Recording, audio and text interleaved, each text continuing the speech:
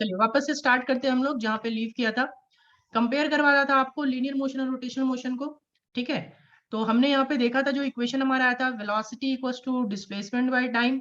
ठीक है, और लास्ट में आपका क्या कहते हैं जो रोटेशनल मोशन है, तो रोटेशनल मोशन में आपने लिया था एंगुलर वेलोसिटी बराबर angular displacement by time, right, या फिर D theta by D T.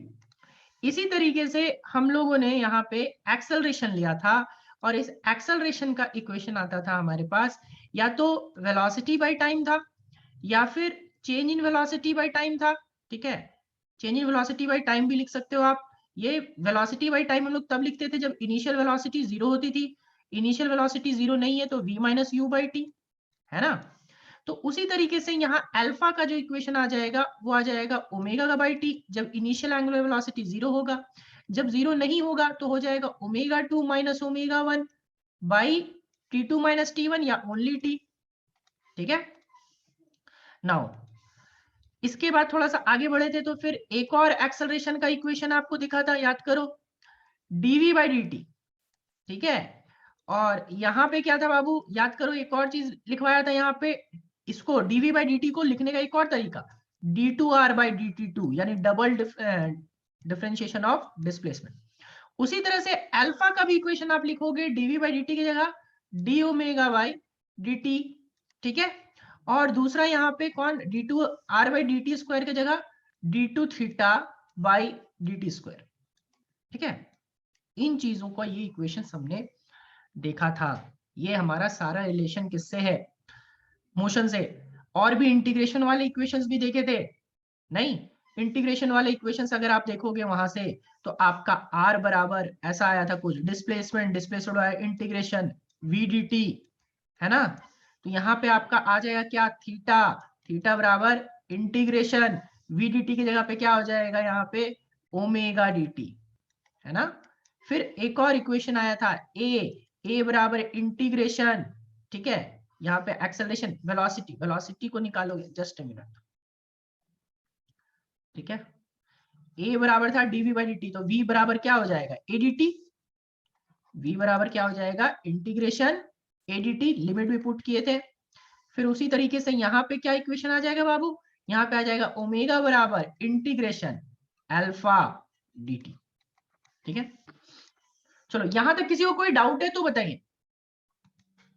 यहां तक अगर किसी को कोई डाउट है तो आप हैंड रेज कीजिए, कोई डाउट है तो पूछिए, फिर हम लोग आगे कंटिन्यू करेंगे।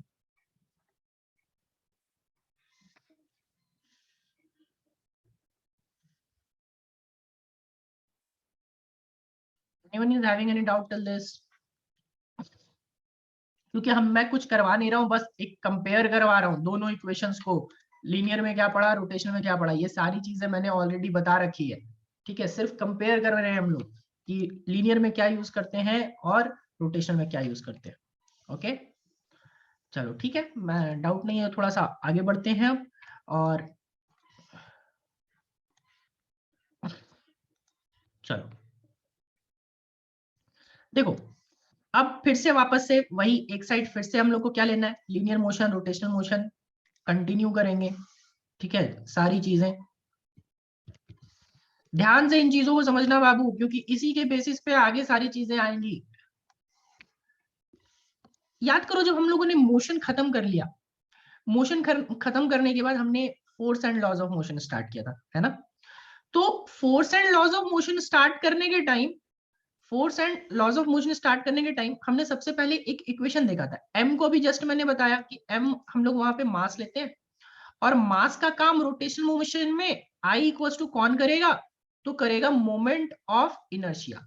ठीक है, मोमेंट ऑफ इनर्शिया, इसको ध्यान से समझना है यहाँ पे। और ए जो था हमारा क्या था, एक्सेलरेशन था। ए बराबर क्या था, एक्सेलरेशन था, और एक्सेलरेशन का काम कौन करता है, तो एंगुलर एक्सेलरेशन करता है अल्फा। कौन करता है, एंगुलर एक्सेलरेशन। ठीक है ना। नाउ देखो जरा सा, आपने न्यूटन का सेकंड लॉ पढ़ा था, सेकंड लॉ पढ़ा था बाबू, F equals to M A. तो फोर्स याद करो, अभी जस्ट बताया कि फोर्स का काम कौन करता है, तो फोर्स का काम करता है टॉर्क। यहाँ पे F इक्वल्स टू फोर्स लेते हैं, ठीक है।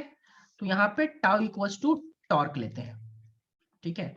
तो मैंने यहाँ पे आपको इक्वेशन बताया फोर्स इक्वल्स टू ma। आप लोग बताओगे टॉर्क का फॉर्मूला क्या होगा, बताओ। I into alpha. बाकी लोग I into alpha. चैट में I लिखिए। into alpha, sir. I into alpha.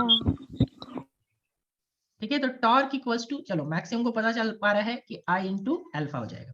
फिर इसी को एक और लिखने का तरीका था, एक्सेलरेशन अभी जस्ट बताया, एक्सेलरेशन को आप क्या लिखते हो, D V by D T, है ना। तो यहाँ पे आई इंटू अल्फा की जगह टॉर्क को लिखोगे आई इंटू अल्फा, अल्फा की जगह क्या हो जाएगा बाबू, d omega by D t. समझ पा रहे हो इसको, ठीक है। फिर एक और एफ का इक्वेशन आता है m into DV by D T. अभी एक्सेलरेशन को एक चीज और लिखे थे, D two R by D T square लिखे थे ना। तो उसी तरीके से यहां पे भी टॉर्क का एक और इक्वेशन आएगा, I into d two theta by D T square.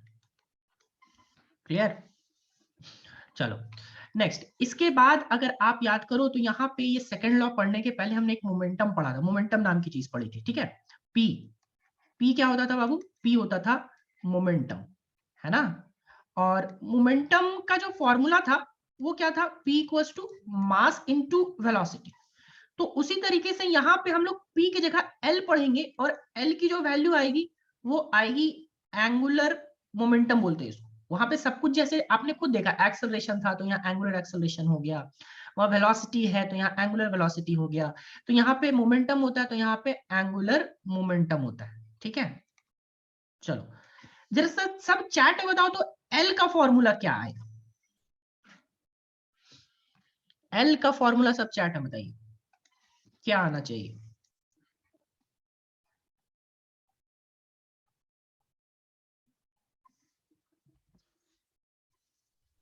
सोचो और बताओ। एक का जवाब आया, ठीक है, ठीक है अभिषेक, विष्णु, राज, रेणु, ठीक है ठीक है ठीक है ठीक है ठीक है ठीक है, ओके ओके, मैक्सिमम लोग समझ रहे आई होप, ठीक है। आई इंटू ओमेगा, राइट। यहाँ पे मोमेंट ऑफ मास का काम कौन कर रहा है भाई, मोमेंट ऑफ इनर्शिया ही तो कर रहा है। और इसके बाद कौन, वेलोसिटी, तो वेलोसिटी का काम कौन कर रहा है, एंगुलर वेलोसिटी कर रहा है, राइट। तो यहाँ पे P इक्वल्स टू mv की जगह पे हो जाएगा आपका I, L equals to I into omega. Clear, ठीक है। नाउ इसके बाद मोमेंटम पढ़ लिया भाई। मोमेंटम देखो ध्यान से बात को समझना, जैसे वहां हमने पढ़ा ना आपका मोशन का laws of motion, 3 laws of motion पढ़े, तो यहाँ पे हम लोग पढ़ेंगे लॉज ऑफ रोटेशनल मोशन, ऐसे ही, ठीक है। ध्यान रखना, आगे जब आएगा तो बताऊंगा, अभी फिलहाल मैं आपको कंपेयर करवा दे रहा हूँ ताकि आप रोटेशनल मोशन से अच्छे से रिलेट कर पाओ। फिर हम लोग दूसरा तरफ आएंगे और रोटेशनल मोशन के जगह पे फिर से वापस से वही और भी चीजें, बहुत फॉर्मूला है, अभी जितना फॉर्मूला है सब हम लोग वहां पे ऑलरेडी हम लोग पढ़ चुके हैं इन चीजों को, बस थोड़ा सा रिवीजन कर रहे हैं, ठीक है। देखो तो जरा सा, हम लोगों ने वहां पे ये पढ़ने के बाद, मोशन पढ़ने के बाद फिर हम लोगों ने आगे थे हम लोग किस पे बाबू, आगे थे हम लोग आपका वर्क डन पे, याद करो वर्क पावर एनर्जी पढ़ाया था, है ना। तो वर्क पावर एनर्जी वहां पे पढ़ाया, W वर्क होता है आपका, तो वर्क का एक इक्वेशन लिखाया था, ठीक है। पहला इक्वेशन जो था वो आपका था dot product of force and displacement, याद करो F डॉट S, है ना। तो यहाँ पे भी हम लोग वर्क लिखेंगे, ठीक है, यहाँ पे भी क्या लिखेंगे बाबू, वर्क लिखेंगे, ठीक है। अब बताओगे जरा सा कि यहाँ पे वर्क में क्या आ जाएगा, फोर्स का काम कौन कर रहा था, डिस्प्लेसमेंट का काम कौन कर रहा था, इस जगह वर्क का इक्वेशन क्या आएगा, anyone?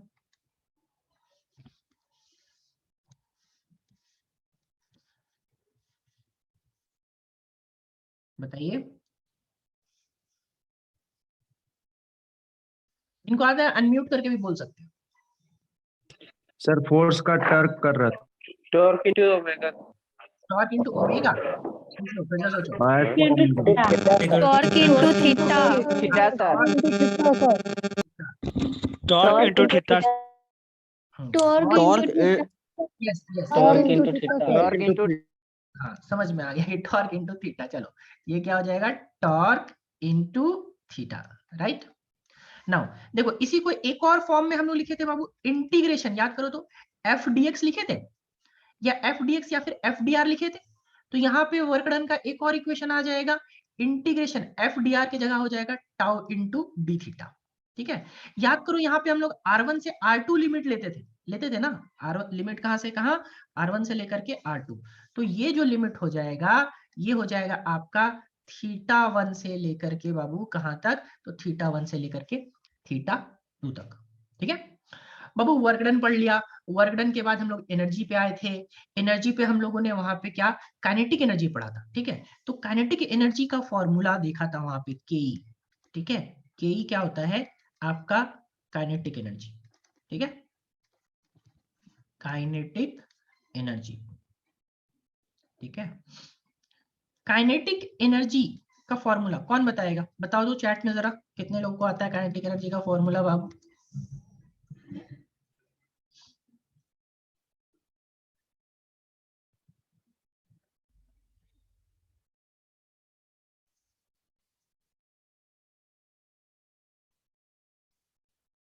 Yes, half M V square. ठीक है, half M V square. M क्या है बाबू, मास है। वी क्या है बाबू, वेलोसिटी है। ठीक है ना। नाउ काइनेटिक एनर्जी का ये फॉर्मूला आ गया। ठीक है, चलो उसी तरीके से जैसे यहाँ काइनेटिक एनर्जी आ रहा है तो यहाँ आ जाता है के आर, और इसको बोलते हैं हम लोग रोटेशनल काइनेटिक एनर्जी। ठीक है, यहाँ लिखेंगे क्या हम लोग, के आर। ठीक है, और के आर को हम लोग बोलते हैं rotational kinetic energy. Rotational kinetic energy, ध्यान रखिएगा इसको। ठीक है, क्या हो जाएगा, रोटेशनल काइनेटिक एनर्जी। चलो रोटेशनल काइनेटिक एनर्जी का फॉर्मूला बताइए आप लोग, रिलेट तो कर ही लिए होंगे। मास का काम कौन करता है बाबू, मोमेंट ऑफ इनर्शिया। हाँ, मोमेंट ऑफ इनर्शिया नहीं, गलत है। सोचो, फिर से सोचो, half M V square kinetic energy का फॉर्मूला होता है। मास का काम इसमें कौन करेगा, moment of inertia. V velocity का काम कौन करता है, एंगुलर वेलोसिटी। यस एग्जैक्टली, हाँ ठीक है ठीक है ठीक है, 1 2 3, ठीक है 4 5 6 7। सागर फिर से सोचो, आई ओमेगा क्यों लिख रहे हो, आई ओमेगा की जगह हाफ आई ओमेगा स्क्वायर होगा। बाकी लोग, आई होप मैक्सिमम लोगों को ये समझ में आ रहा है। ठीक है, कि हाफ आई, देखो मास का काम कौन कर रहा है बाबू, तो मास का काम कर रहा है मोमेंट ऑफ इनर्शिया। तो मोमेंट ऑफ इनर्शिया के लिखो जगह एम की जगह लिख दोगे आई, और वी है तो वी की जगह ओमेगा कर रहा है तो ओमेगा का स्क्वायर। ठीक है, तो रोटेशनल काइनेटिक एनर्जी का फॉर्मूला हो जाता है half I omega square. Right now, एक इक्वेशन वहां बताया था बाबू काइनेटिक एनर्जी का मोमेंटम के टर्म में, कोई बताएगा kinetic energy in terms of momentum. Kinetic energy in terms of momentum क्या फॉर्मूला था, मोमेंटम के टर्म्स में। लास्ट में मैंने एक इक्वेशन भी दिया था। चलो एक अभिषेक का जवाब आया है, बाकी लोग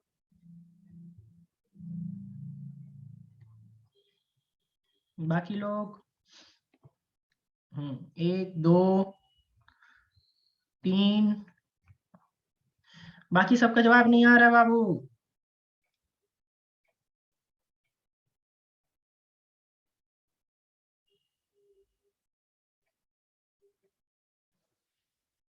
ठीक है, P square by 2m। Yes exactly, P square by 2m। P क्या था, मोमेंटम था। ठीक है, पी क्या है, मोमेंटम। एम क्या है बाबू, तो एम एम मास। तो आप लोग बताओ काइनेटिक, रोटेशनल काइनेटिक एनर्जी का in terms of angular momentum, rotational kinetic energy का in terms of angular momentum, सोचिए और बताइए। रोटेशनल काइनेटिक एनर्जी का in terms of angular momentum.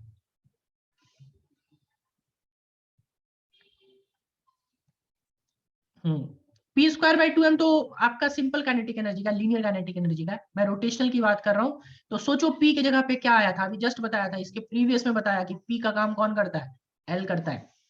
ठीक है, पी का काम कौन करता है, एल करता है। ठीक है, और एम का काम कौन करता है, तो एम का काम आपका मोमेंट ऑफ इनर्शिया करता है ना। तो आप उसमें बताओ फॉर्मूला फिर क्या होता है। सिर्फ 4-5 लोगों का जवाब आ रहा है। नहीं प्रथम थोड़ा सा गड़बड़ है, फिर से सोचो। देखो पी स्क्वायर बाई 2 शिवनंदन गड़बड़ है, पी की जगह पे कुछ और होता है, फिर से सोचो। ठीक है अनु, ठीक है सुमन, नैना का भी ठीक है, ईशा का भी ठीक है, रानी का भी ठीक है, सचिन ठीक है, आयुष ठीक है, नितेश ठीक है, रवि का भी ठीक है, राहुल का भी ठीक है, सोनी का ठीक है। चलो ठीक है, मैक्सिमम आई होप सबको समझ में आ गया होगा। L square by 2i, right. P square by 2m की जगह पी की जगह एल हो जाएगा, एल स्क्वायर बाई 2i। ठीक है, तो ये फॉर्मूला हो गया हमारा रोटेशनल काइनेटिक एनर्जी का। ठीक है, अब बोलोगे सर पोटेंशियल एनर्जी का भी एक फॉर्मूला होता है। तो पोटेंशियल एनर्जी में क्या है ना कि बॉडी रुका होता है, रोटेशन के साथ वैसा नहीं होता है। तो हम लोग रोटेशनल पोटेंशियल एनर्जी ऐसा कुछ नहीं होता है। ठीक है, काइनेटिक एनर्जी होता है लेकिन रोटेशनल काइनेटिक एनर्जी होता है। तो अभी ये चीजें हम लोग रिलेट कर पा रहे हैं कि बॉडी जो होता है वो दो तरीके से मूव कर सकता है। एक होगा आपका लीनियर मोशन, दूसरा होगा रोटेशनल मोशन। तो लीनियर मोशन के क्या सारे इक्वेशंस है, रोटेशनल मोशन के क्या सारे इक्वेशंस है, उन चीजों को हम लोगों को रिलेट करना था कि हम लोग ताकि समझ पाए कि लीनियर मोशन और रोटेशनल मोशन कुछ खास डिफरेंस नहीं है, बस फॉर्मूलाज का जो है एक क्वांटिटी जो है वो चेंज हो जाता है। जैसे फोर्स है तो फोर्स का काम टॉर्क करता है, डिस्प्लेसमेंट है तो एंगुलर डिस्प्लेसमेंट हो गया, मोमेंटम है तो एंगुलर मोमेंटम हो गया। ठीक है, काइनेटिक एनर्जी तो रोटेशनल काइनेटिक एनर्जी हो गया। ये सारी चीजें हम लोगों ने देखा। इसके बाद आखिर रोटेशन जो होता है वो क्या होता है, कैसे हम लोग आगे बढ़ते हैं, वो तो हम लोग नेक्स्ट देखेंगे। लेकिन उसके पहले एक जो नया चीज हम लोगों को पढ़ना है थोड़ा सा, रोटेशनल मोशन पढ़ने के पहले एक पढ़ना है हम लोग को रिजिड बॉडी।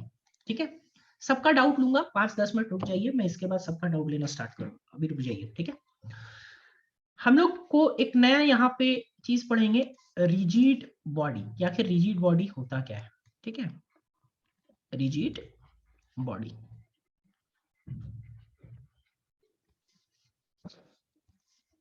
देखो सबसे पहले रिजिड बॉडी वैसे बॉडीज को बोलते हैं जिसका shape and size external force apply करने पे चेंज नहीं होता है। मतलब आप कोई बॉडी लो और उस बॉडी में आप एक्सटर्नल फोर्स लगा दो, कोई भी एक्सटर्नल फोर्स लगा दो। जैसे मैं एक सिंपल सा आपको डस्टर की बात कर रहा हूँ, आप डस्टर ले लो और डस्टर पे अगर आप हाथ से उसको दबाने का कोशिश करोगे तो वो क्या है, उसका शेप एंड साइज चेंज नहीं होगा। ठीक है, सिंपल आप कुछ भी ले लो, फैन ले लो, जैसे मैं अभी मान लो फोन ले लो। ठीक है, अब ये फोन को अगर मैं प्रेस करूंगा तो इसका क्या शेप एंड, आप लोग बताओ क्या इसका शेप एंड साइज चेंज होगा, बताओ। अगर मैं सिर्फ हाथ से प्रेस करूंगा तो क्या मोर ऑप्शन में यस और नो का ऑप्शन आता है, वहां पे यस और नो का ऑप्शन करके बताइए, क्या मेरे फोर्स लगाने से इसका शेप और साइज चेंज होगा? नहीं। तो ये एक रिजिड बॉडी हो गया। ठीक है, लेकिन अच्छा एक बात बताओ, अगर क्या कहते हैं, अगर इसी को मैं हथौड़ा से मारूंगा तो क्या शेप एंड साइज चेंज होगा कि नहीं होगा? सो बताओ। हथौड़ा से मारने में बोल सर मार के देखिए ना, नहीं बोल सर एक बार मार के देखिए ना, चेंज हो जाएगा, पता चलेगा इसके बाद। तो देखो एक्चुअली डिपेंड करता है कि हम लोग कैसा फोर्स लगा रहे हैं। ठीक है, फोर्स अगर कम फोर्स आप लगा रहे हो, ठीक है, तो कम फोर्स लगा रहे हो तो उसका शेप एंड साइज नहीं चेंज होगा। ठीक है, तो यूजुअली हम लोग एक नॉर्मल वे में बोले तो हम लोग रिजिड बॉडी ऐसे बॉडी को बोलते हैं जिसमें क्या होता है ना कि शेप एंड साइज चेंज नहीं होता है। ठीक है, तो शेप एंड साइज चेंज नहीं होता है, और ऐसा कोई परफेक्ट रिजिड बॉडी अभी इस वर्ल्ड में नहीं है, ध्यान रखना इस बात को। ठीक है, मतलब मैक्सिमम हम लोग ऐसा मान के चलते हैं कि परफेक्ट रिजिड बॉडी कोई नहीं होता, ज्यादा फोर्स लगाने पे हर किसी का आपका शेप एंड साइज चेंज हो जाता है। क्लियर?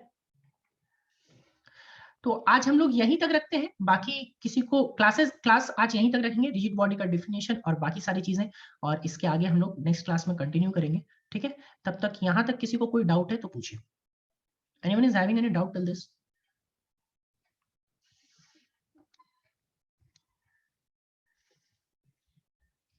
कुछ लोगों का है, आदित्य है, निरंजन है। चलो एक एक करके डाउट बताते जाओ। ठीक है, एक एक करके। आदित्य सबसे पहले आप अनम्यूट करो, बताओ क्या डाउट है।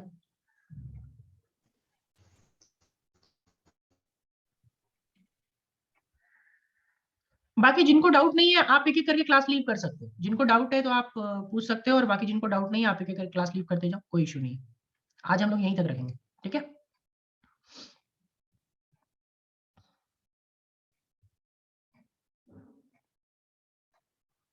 आदित्य आपने हैंड रेज किया, मैंने आप अनम्यूट करो, म्यूट करने का पीडीएफ में भेज दूंगा, उसके लिए टेंशन मत लीजिए। ठीक है, क्या डाउट है आदित्य बताइए।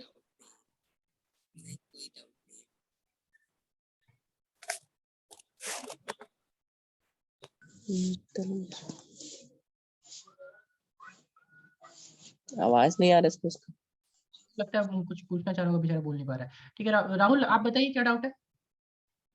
सर डायमंड नहीं हो सकता रिजिड बॉडी? हो सकता है बाबू, लेकिन ऐसा थोड़ी डायमंड टूटता नहीं है। हथौड़ा से मारेंगे उसको भी तो वो भी तो टूटेगा। ज्यादा फोर्स लगाएंगे, ज्यादा प्रेशर से लगाएंगे तो वो भी तो टूटेगा ना। यूजुअली देखो रिजिड बॉडी सभी है।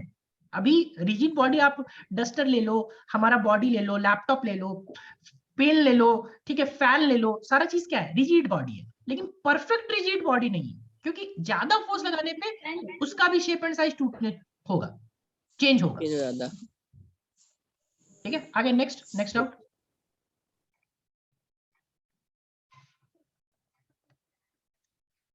विकन बताइए क्या डाउट है? विकन देव कुमार। सर थोड़ा सा पीछे ज्वाइन किए थे। पीछे ज्वाइन किए थे बाबू, वीडियो रिकॉर्ड हुआ है, वीडियो में भेज दूंगा, जिनका छूटा हुआ है वो देख लेना, कोई इशू नहीं। ठीक है, thanks. Next doubt. Maths class कब से शुरू होगा? बाबू 1-2 दिन में स्टार्ट हो जाएगा, अभी पहले फिजिक्स तो करो सही से। ठीक है, क्यों परेशान है, हो जाएगा। और देखो ये Realme C21 के नाम से कौन है, आप प्लीज अपने नाम से जुड़ा करें।